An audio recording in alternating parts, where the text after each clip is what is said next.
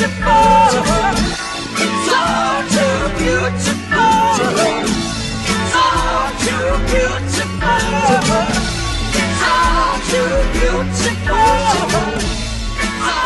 too beautiful. This is the National Gallery of Art in Washington, D.C. And there's a Michelangelo in there. What it is anybody's guess. They're calling it the Apollo/David because it sort of looks like Apollo and it sort of looks like David. I'm starting to wonder if it's either. The Apollo David was carved in 1530 by Michelangelo for the governor of Florence, Michelangelo'S. Michelangelo needed some friends. He had fought on the side of a Republican populist uprising against the Medici regime. It's important to think of the Medici as two distinct groups. You've got the first four generations up through and including Lorenzo. And then you've got everybody who comes after. Before the death of Lorenzo, the Medici are populists, although they run everything. They're sponsored the arts. They understand that their power is based on the will of the people. After Lorenzo dies, the Medici become tyrants. They think they own the place. They are repeatedly thrown out of the city and repeatedly take it again. And this is the political world in which Michelangelo lives. Sometimes the Medici are his best friends. After all, he grew up with them. Sometimes they're issuing warrants for his arrest and execution, and he has to hide in the cellar of the new sacristy to keep from getting killed. Some historians like to entertain themselves that Michelangelo was a coward for hiding. I don't know about you, but if somebody was trying to kill me, I'd hide too. In any event, we have the Apollo David, and we're not sure what it is. It first shows up in Giorgio Vasari's Lives of the Artists, where he refers to it as an Apollo drawing an arrow with a quiver. 3 years later, it shows up in an inventory saying that it is an incomplete David by Buonarroti. Now, it's important that neither Vasari nor the writer of that inventory were working with anything other than what we are. They were looking at the statue and they were making their best guess. It's cool. At the back of it, you can still see the raw stone of the block just as it came from the quarry.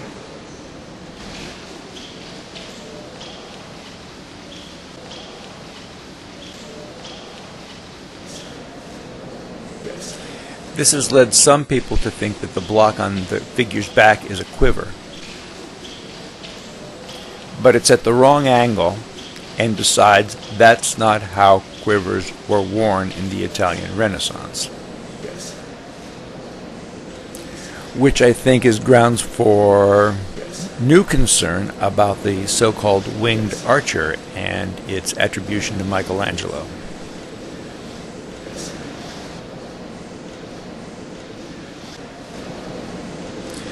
No one takes seriously the suggestion that the thing that this figure's standing on is a head.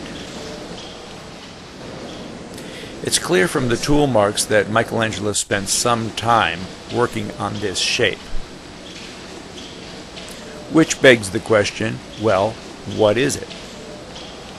Let's take a look at the head of the statue.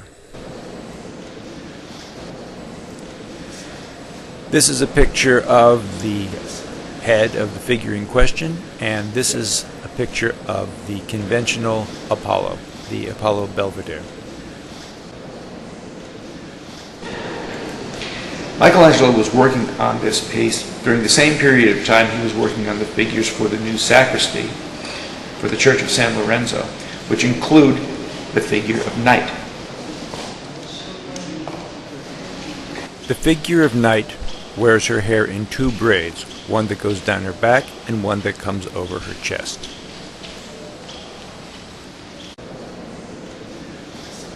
It is strikingly similar to the hairstyle of the Apollo David,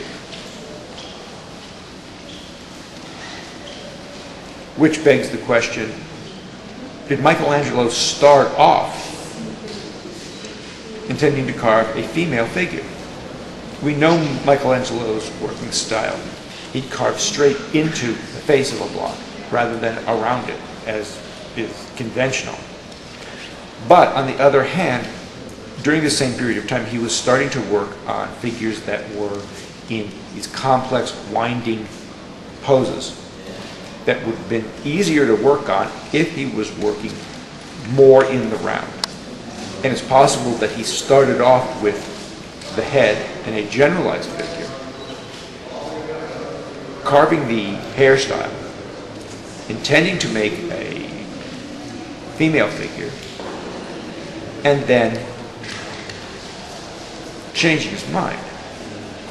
We can see how he could have turned this into a female figure, except for the fact that there isn't enough marble there to carve breasts.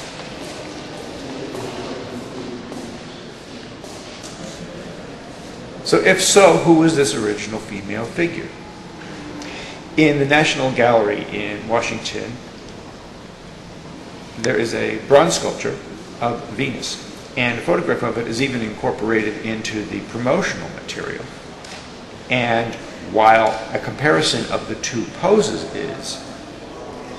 is talked about, nobody has bothered to notice that the pose of the Apollo David is an awful lot like the pose of a woman wringing out her hair. The image of Venus wringing out her hair is the image of Venus as she is born from the sea, stepping out of a shell. The lump that this statue stands on looks to me very much like it was meant to be a shell. I think Michelangelo started this sculpture as a Venus and then at some point changed his mind. It's not unlike Michelangelo to have started carving a piece of marble and getting fairly far in the process and then changing his mind and starting to do something entirely different. This is radical. Most sculptors would consider it crazy, but he did it. Why Venus? As a Greek goddess, Venus has a lot of different attributes. Michelangelo might have picked one or several as an underlying meaning for his sculpture. Venus represents peace. She's the antithesis of her brothers Mars and Vulcan, who are war gods.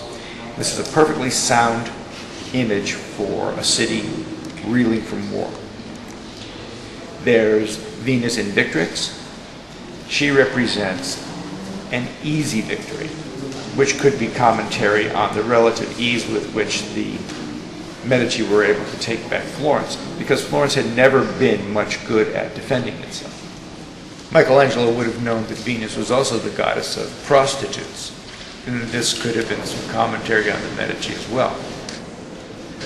When Florence was a city of the Roman Empire, its protective goddess was Venus. Michelangelo would have known this, and this might have been him referencing the former greatness of the city. But I'm going to stick with Venus Anadyomene.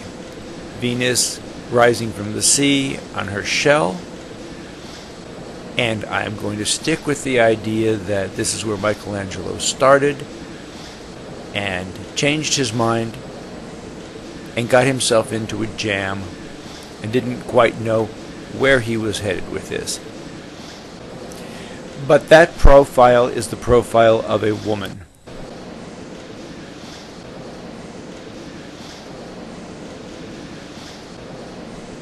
And this is what I think his original plan was.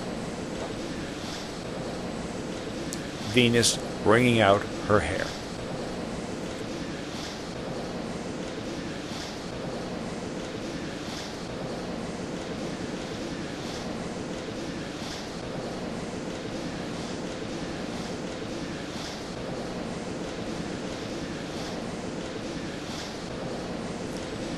We're never going to know what his motivation for changing his idea was.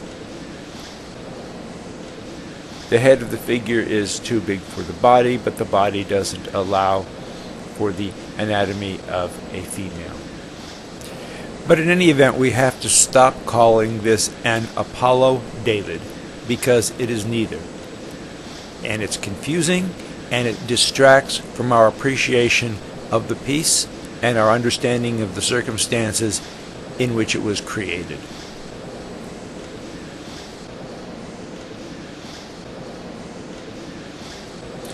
Oh, and by the way, look at this raw stone, how it runs from the hairdo down the length of the right shoulder to the hand.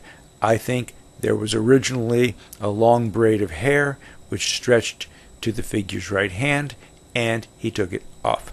What did you do there? I got high. What did you feel there? Well, I cried. But why the tears there? Tell you why. It's all too beautiful. It's all too beautiful. It's all too beautiful. It's all too beautiful. It's all too beautiful. It's all too beautiful. It's all too beautiful. It's all too beautiful.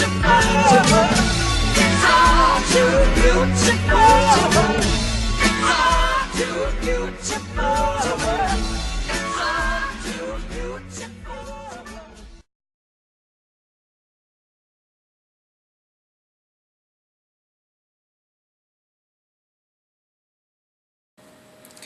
I mean, look at this.